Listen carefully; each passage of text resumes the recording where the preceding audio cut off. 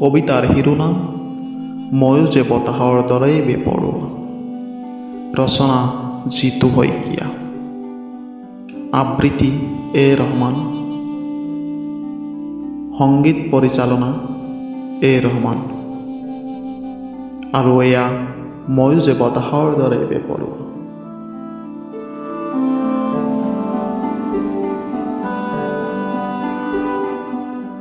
তোমাৰ দুটি মৌন ওঠত অলেখ অযুত নিৰ্বাক শব্দৰ শান্ত সমদল।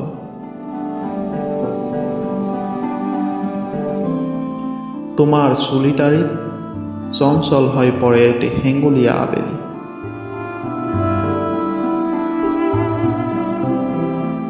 নাযাওঁ নাযাওঁ বুলি তোমাৰ বুকুত জাহ যায় বেলি।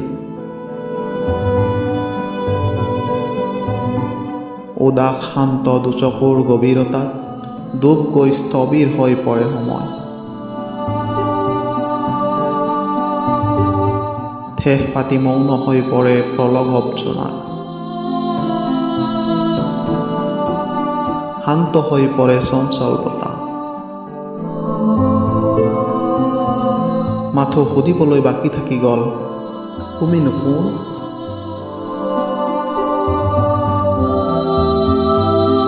কাৰণ ময়ো যে বতাহৰ দৰেই বেপৰোৱা।